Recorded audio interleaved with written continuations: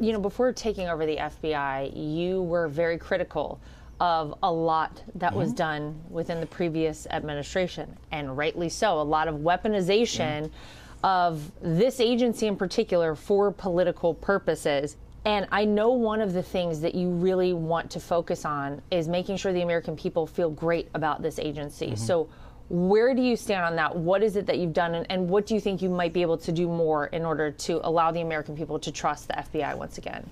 In terms of trust, coming back to Russiagate, where I was the lead investigator on Capitol Hill, exposing the FISA abuse, the weaponization, the FBI lies to a secret court, to illegally and unlawfully surveil the political opponent. Yes, that happened with information they basically made up from overseas. So the way that we ensure public trust is to make sure that it never happens again. That's step one.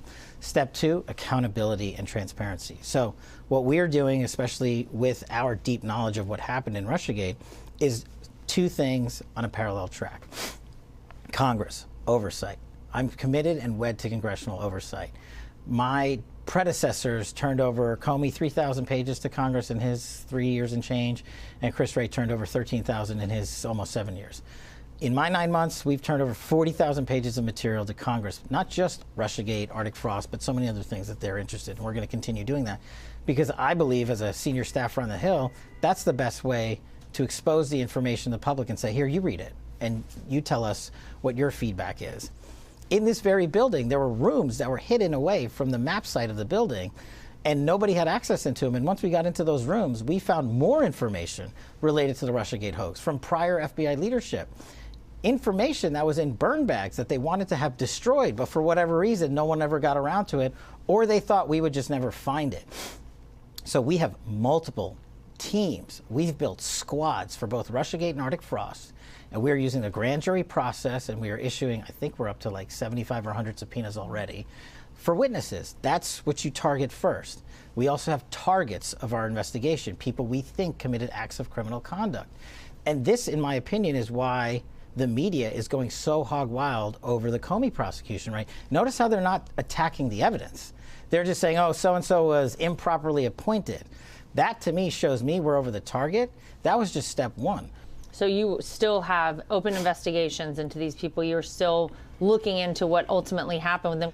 So do you think we'll see more come out of this? What I try to remind the American public of is the people that built this weaponization of justice and intelligence and law enforcement and its politicization. They built this disease temple. It took them like 10 years. We've been in the seat 9 months, and we've already ripped open the Band-Aid and showed the world how they illegally surveilled on members of Congress, senators and House members, and staffers like myself on top of Russiagate. So we are not only exposing what they did, but they are frantically, the media, the mainstream media, and those that were involved in the weaponization of justice are trying to cover it up by dousing water on our investigation. Do you think that's going to stop me and the deputy here? We're going to get there. We're already halfway there on a lot of it.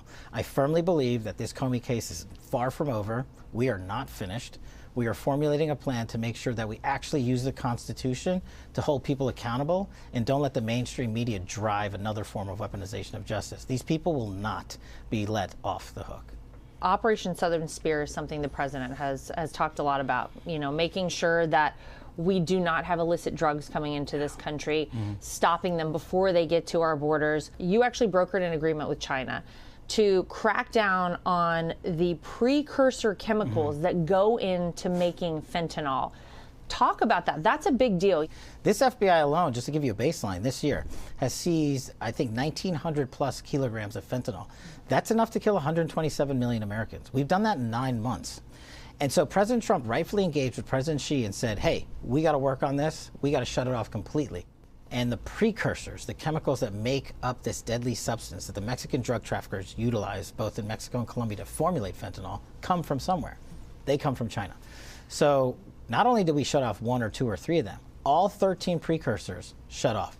All 7 chemical adjusters used to make fentanyl more lethal have also been restricted in mainland China. On top of that, we work with governments like the government of India to shut down the transshipment of alternate shipping routes for these precursors. So not only did we suffocate the flow of precursors out of mainland China, we went to the countries they were going, the drug trafficking organizations were going to, and said, you're no longer allowed to help ship this stuff. So we are launching and have launched the largest narcotics operation in FBI history.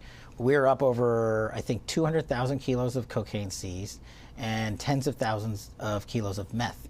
We already, this year alone, have captured 4 of the FBI's most wanted fugitives from around the world. This includes drug traffickers. This includes people who are building this ecosystem in Mexico and Colombia and elsewhere and utilizing it to ship in, not just by air and sea, but by travel routes from down south, and thankfully the southern border is sealed, so that's much less of a problem. But they're getting creative, right? They're doing airdrops and things like that. So what is the Bureau doing? We're going out there and dismantling the human trafficking networks. And why do I bring that up? Because it's the same network that smuggles kids into this country illegally that is smuggling drugs into this country illegally. And the FBI's arrest and dismantling of human trafficking networks and cocaine and drug trafficking networks is up 35% this year alone from the same time period last year. That is how you cripple the flow of narcotics, and also how you cripple the abuse of underage kids, which is another big focus of ours here. It's very clear that you guys are on such a different track than I think we've really seen the FBI's as far as I can remember. In the next 12 to 18 months here as director, what are your goals? What do you want to see happen as far as you're concerned here? Our 2 priorities, national security, crushing violent crime, equally important to the American people and the world. So if this FBI were failing, we would not be on the verge of having the lowest murder rate in modern U.S. history by double digits. And just to talk to our counterintelligence mission, the number of arrests for those willing to spy on behalf of nation-state actors like Russia and the DPRK and Iran is up 40% year-to-date alone. So what I want to see in the next 12 to 18 months is get those numbers even higher and wipe out the landscape from those willing to do harm to our country and our population, and especially our children. And these predators online have been left alone for far too long. The prior administration talked about all the cases they opened. Who cares about all the cases you open if you don't close them? I mean, tell me about the feeling to be here. The first day you walked in here and knew you would be able to make a difference, knew you'd be able to right the wrongs. Only in Donald Trump's America could a kid who was a public defender, whose parents lawfully emigrated here by fleeing a dictatorship in East Africa, rise up and see their kid become the 9th director of the FBI. But it's a privilege, and you can't waste it, and you can't dwindle the time. And so what we have to do is make sure this 24/7 mission continues nonstop. But it's also a recognition that what was going on for the last 4 years? Why are you arresting so many people in such historic numbers? It's because of intentionally failed policies. And I want the world to recognize that the Trump administration came in and rejiggered those policies and changed them or ended them or completely collapsed them. And so when I show up to work for this 37,000 person workforce, I tell them one single thing every single day. We have to put the mission first and ignore all the noise in the media. The deputy and I will deal with the media and whatever hits come, but the louder they're hitting us and the more often they're hitting us just tells me we're over the target. Hey, Sean Hannity here. Hey, click here to subscribe to Fox News YouTube page and catch our hottest interviews and most compelling analysis. You will not get it anywhere else.